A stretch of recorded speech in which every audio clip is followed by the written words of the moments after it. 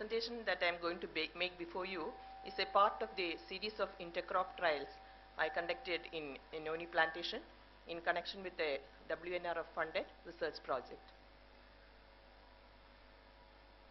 Now the title of the presentation is Intercropping Noni Gardens with Zingiberaceous Spices and Medicinal Plants. Now about the background, I will briefly go through it. Morinda citrifolia, as you all know, is a very versatile medicinal plant housing about 160 phytochemicals, and the principal alkaloids being ceronin and scopolamine. And in Kerala, the plant is slowly gaining momentum.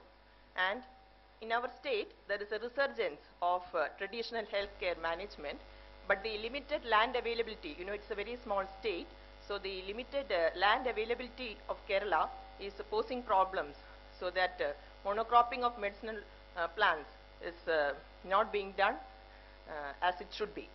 So the only option left is intensive cultivation or intensive cropping systems to include medicinal plants in mainstream agriculture. And so in this background, it's only imperative that considering the growing demand for noni, a noni-based cropping system is developed based on spices and medicinal plants. Now in Kerala, commercial cultivation of spices like ginger and turmeric is prevalent in various tracts because of the reasonably attractive market price that the crops guarantee. Also, there is the zingiberaceous medicinal plant Kacholam or Kaempferia galanga as it is known. Now it is one of the medicinal plants identified for commercial cultivation in Kerala, and this species, it has even attained the status of a cash crop being since it brings about attractive returns.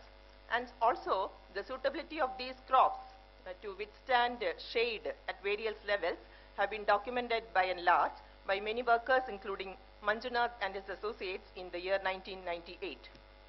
So the study was taken up with the objective of assessing the feasibility as well as the commercial viability of a cropping system for noni in the state of Kerala based on zingiberaceous spices and medicinal plants.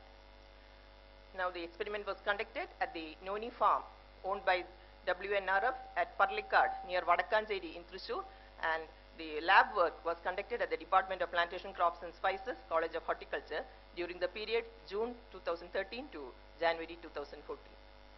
Now about the materials and methods, all these crops, ginger, turmeric and kacholam, they were raised in Kharif season, that is starting from May-June, as intercrops in RBD with 4 replications and 4 plots per replication. And the treatments were 4, like noni plus ginger, noni and turmeric, noni and kacholam, with a pure crop of noni serving as control. All the crops were raised under organic resource management following the cultural operations were devised following the POP recommendations of KAU. And the varieties used were Adira and Kartika, 2 released varieties of ginger from KAU, which have very good post-harvest attributes. And in turmeric, the high curcumin-rich variety Shobha was used, and in Kacholam, the variety Kasturi was used. Now, the manure schedule is like this, that is as basal manures, farmyard manure and poultry manure along with neem cake were applied at the doses given here, and top dressing was done for ginger at 60 and 120 days after sowing, 2 top dressing, and for turmeric and kacholam at 30 and 60 days after sowing with farmyard manure, vermicompost and the biofertilizers, plant growth promoting rhizobia 1, which is devised by Kerala Agriculture University along with azospirillum. And harvest was made at 8 months after sowing in the case of ginger and turmeric and 7 months after sowing in the case of kacholam. Now this is a field view showing the raising of turmeric and ginger as intercrops in noni garden. And this is the medicinal plant, zingiberaceous medicinal plant Kacholam, raised as an intercrop in noni garden. Now, estimation of yield and quality parameters was done. In the case of yield, fresh rhizome yield at 8 months after sowing was made in the case of ginger and turmeric, and at 7 months after sowing, fresh rhizome yield of Kacholam was estimated. Regarding quality parameters, dry age, essential oil and oleoresin were the parameters assessed. Now, dry age was calculated on initial basis and expressed in percentage, and essential oil was estimated by hydrodistillation using the Clevenger apparatus and expressed in percentage, and oleoresin by solvent extraction by Soxhlet apparatus, and it was also expressed in percentage. Now, effects of intercrops on yield of main crop was also estimated with a total of 4 harvests, and the yield parameters assessed were total fruit yield, total number of fruits, and mean fruit weight. Observations were recorded for 5 plants per treatment, and the means were worked out. Now, the nutrient content or the nutrient composition of the soil was also estimated using the standard procedures like chromic acid wet digestion method for estimating organic carbon, Bravin extractant spectrophotometric method for estimating the available phosphorus content, and neutral normal ammonium acetate using flame photometer for estimating the available potassium content. Estimation of microbial population was also made using the cereal plate dilution method. For fungal population, Martin's rose Bengal agar medium was used, and for bacteria, nutrient agar medium was used. And the economics of raising these intercrops were also worked out, and it was expressed on per hectare basis. Now, these are the salient results of the study. Now, the table shows the rhizome yield of the zingiberaceous crops raised as intercrops in Noni gardens, where ginger, in ginger, a yield of nearly 32 tons per hectare was reported. In turmeric, we could obtain a yield of 35 tons, and in Kacholam, 11 tons per hectare of yield could be obtained. Now, incidence of soft rot and stem borer infestation was noted in ginger. These are important biotic problems that ginger cultivators face in the state, but they could be very effectively controlled by use of the biocontrol agents, Pseudomonas fluorescens in the case of soft rot, and Beauveria, the microbial inoculant Beauveria in the case of stem borer infestation. Now, in turmeric, no incidence of pest and disease were noted. Now, the merits and demerits of intercropping, as we all know, it depends on the climatic conditions, soil fertility, as well as insect and pest disease incidence and plant growth nature.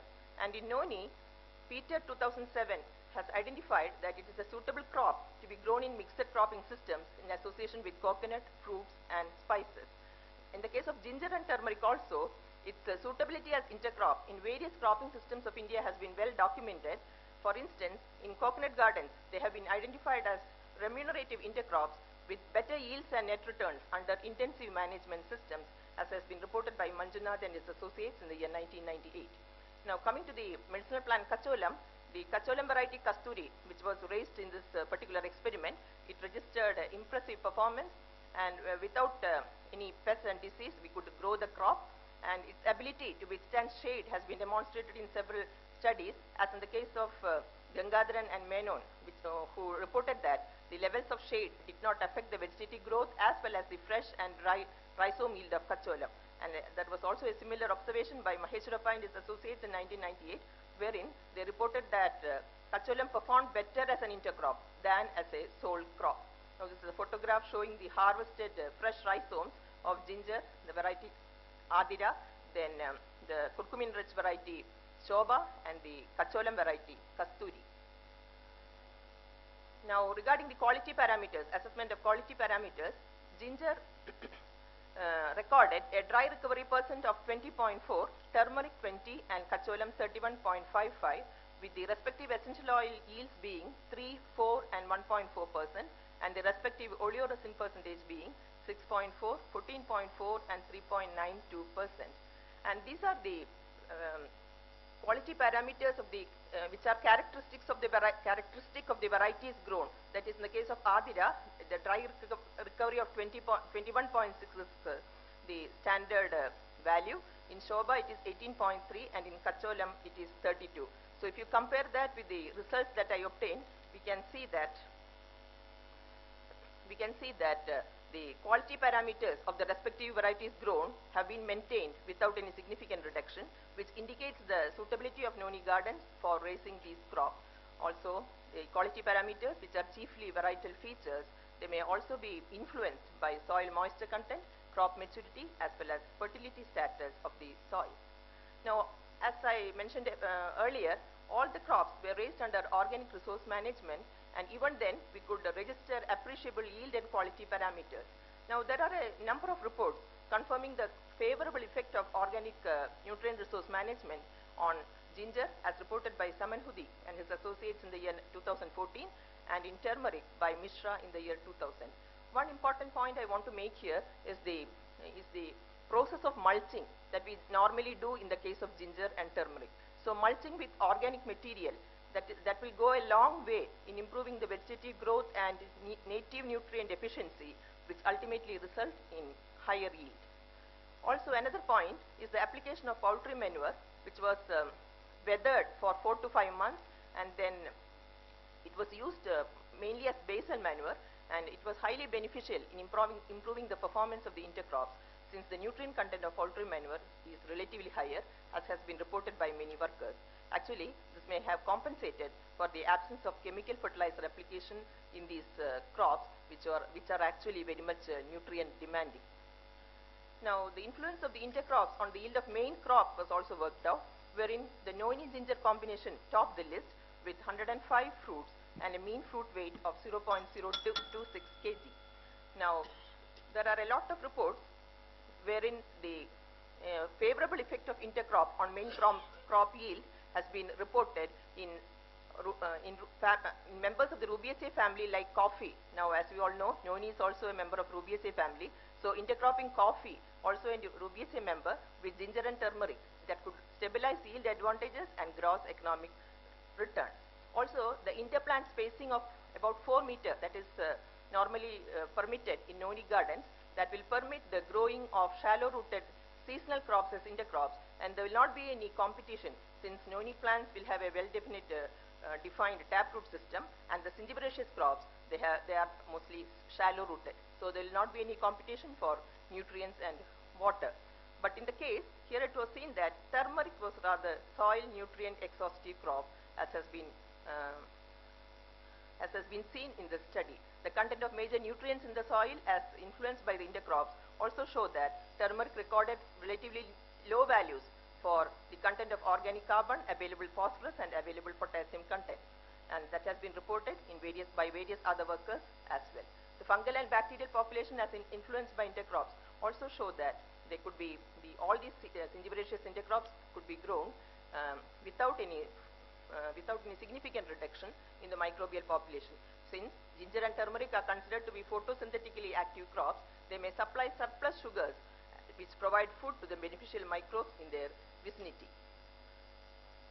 Now, coming to the economics of raising the intercrop.